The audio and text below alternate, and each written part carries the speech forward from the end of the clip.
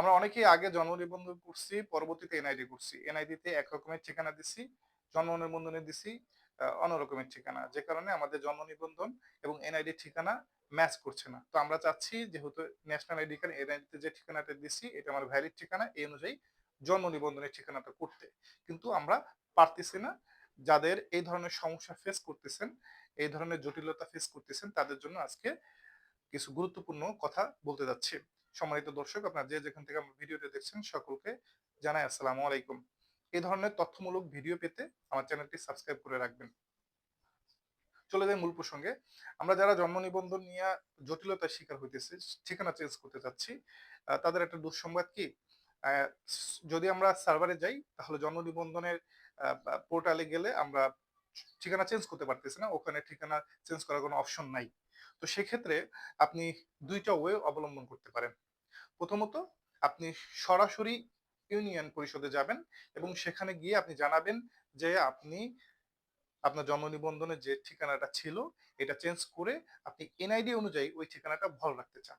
তো সেক্ষেত্রে সংশ্লিষ্ট কর্তৃপক্ষ যারা আছে তারা আপনার এই বিষয়টি গুরুত্ব সহকারে দেখবে এবং আপনাকে একটা সলিউশন দিবে। সলিউশনটা এরকম হবে যে তারা সরাসরি ওখান থেকে আপনাকে একটা আবেদন করে দেবে এবং আবেদনের একটা কপি আপনাকে দিয়ে দিবে। সেই অনুযায়ী আপনাকে পাঠাবে হলো উপজেলা পরিষদে, যেখানে ইউনো বসে। তো ইউনো স্যারের কাছে যখন আপনারা যাবেন এই বিষয়টা নিয়ে, তখন আপনার সম্পূর্ণ বিষয়টা ডিটেলস খুলে বলবেন যে আমি এনআইডিতে আমার এই ঠিকানা এইটা, এইটাই আমার অরিজিনাল ঠিকানা। এটা জন্ম নিবন্ধনের আগে করছিলাম, তখন আমি ছোট ছিলাম, ওই সময় আমার ঠিকানা যেটা দিছিলাম ওটা চেঞ্জ হয়েছে। এখন আমি স্থায়ী ঠিকানাটা জন্ম নিবন্ধনে চেঞ্জ করতে চাই, আমি এনআইডি অনুযায়ী করতে চাই। সেক্ষেত্রে আপনাদের জন্য একটা সুসংবাদ আছে। আপনারা খুব সহজেই খুব সহজেই এই ঠিকানাটা চেঞ্জ করতে পারবেন। আপনাদের ইউনো স্যার বেশি জটিল করবে না এই বিষয়টা নিয়ে। তো আপনারা এই বিষয়টা সমাধান পেয়ে যাবেন এবং ইউনো স্যার ওখান থেকে অ্যাপ্রুভ দিয়ে দিলে আপনি সংশ্লিষ্ট আবার ইউনিয়ন পরিষদে এসে আপনি জন্ম নিবন্ধনের ওটা হয়ে যাবে, মানে সংশোধন হয়ে যাবে। আপনি পরে আপনি প্রিন্ট করে নিয়ে নিতে পারবেন। আরেকটা বিষয় হলো যে এই বিষয়টা আপনারা যারা এই বিষয়টা করতে যাচ্ছেন না বা মনে হইতেছে যে আপনাদের ইউনিয়ন পরিষদ অনেক দূরে বা কোনো কারণে ইউনিয়ন পরিষদ থেকে আপনারা এই সার্ভিসটা পান নাই, তাদের ক্ষেত্রে আরেকটা করণীয় আছে। এটা যদিও করা ঠিক হবে না, তারপর আমি বলে রাখতেছি বাই এনি চান্স যদি মনে হয় যে এটা করা দরকার তাহলে আপনি করতে পারেন। কিন্তু আমার আপাতত দৃষ্টিতে অভিজ্ঞতা অনুযায়ী না করাটাই বেটার। আপনার প্রথম পদক্ষেপটা নেওয়াটাই বেটার। তো দ্বিতীয় পদক্ষেপটা যেটা, এটা আপনি আরেকটা জন্ম নিবন্ধনের জন্য আবেদন করে দেখতে পারেন সার্ভারে। যখন আপনি সার্ভারে আবেদন করবেন, স্বাভাবিক আপনার বাবা-মা, আপনার নিজের নাম এগুলো বসাতে হবে। যেহেতু আপনার ঠিকানা চেঞ্জ হচ্ছে, এখানে পয়েন্ট একটা গুরুত্বপূর্ণ যে আপনার যেহেতু ঠিকানা চেঞ্জ হচ্ছে এনআইডি অনুযায়ী, যেহেতু ঠিকানা হলো আলাদা।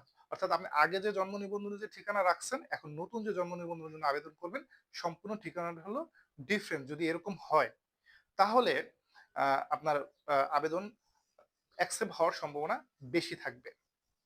সেক্ষেত্রে আপনি আবেদন করে একবার ট্রাই করে দেখতে পারেন। যদি আবেদন হয়ে যায়, না হলে তো কিছু করার নাই। আর যদি হয়ে যায়, আবেদন গ্রান্ট করে, তাহলে আপনি আবেদন কপি নিয়ে ইউনিয়ন পরিষদ থেকে নতুন একটা জন্ম নিবন্ধন নিয়ে আসবেন এবং পরবর্তীতে আপনি যদি ঢাকায় থেকে থাকেন তাহলে ঢাকা, আপনারা জানেন যে সচিবালয়ে সচিবালয়ের আ এটা হলো সেক্রেটারিয়েট এরিয়া, বাত রেজিস্ট্রেশন কার্যালয়।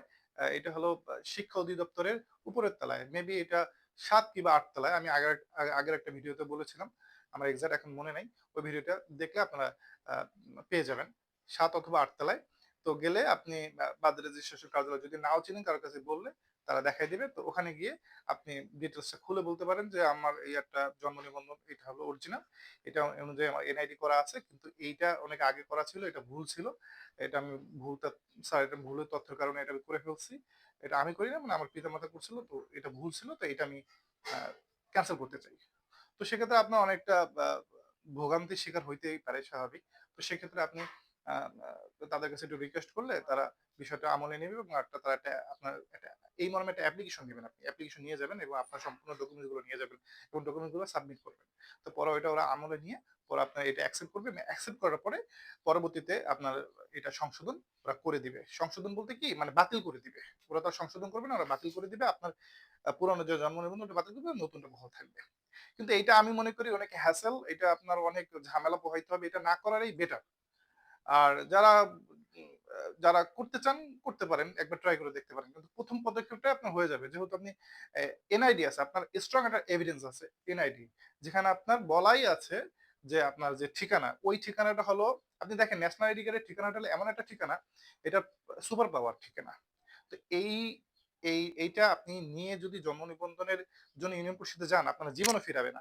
যেহেতু আপনি সার্ভার পোর্টাল বন্ধ, সেহেতু তো আপনার কিছু করেন না, আপনি আবেদন করতে পারতেছেন না। আপনার আবেদন করতে হলে সংশ্লিষ্ট ইউনিয়ন পরিষদে যেতে হবে, যে ইউনিয়ন পরিষদ থেকে আপনি জন্ম নিবন্ধনটা করেছিলেন। তো সেখানে যাওয়ার পরে আপনি গেলে ওরা নিতে বাধ্য। আর আরেকটা বিষয় নোট, যে যেহেতু এখন বর্তমানে একটা যে গভর্নমেন্ট সেটা হলো অন্তর্বর্তীকালীন সরকার। তো সেক্ষেত্রে নির্বাচিত এখনো সরকার যেহেতু আসে নাই, তো সেক্ষেত্রে আপনারা জানেন যে আ উম আওয়ামী সময়ে যারা নির্বাচিত হয়েছিল, যারা চেয়ারম্যান, তাদের বিলুপ্তি যেকোনো সময় হয়ে যেতে পারে।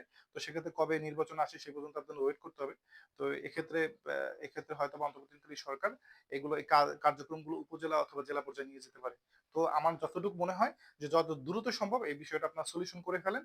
আ সরকারি অফ ডে বাদে যেকোনো ডেতে গেলে আপনি এই বিষয়টা সমাধান করতে পারবেন। আশা করি সমাধান পেয়ে যাবেন ইনশাআল্লাহ।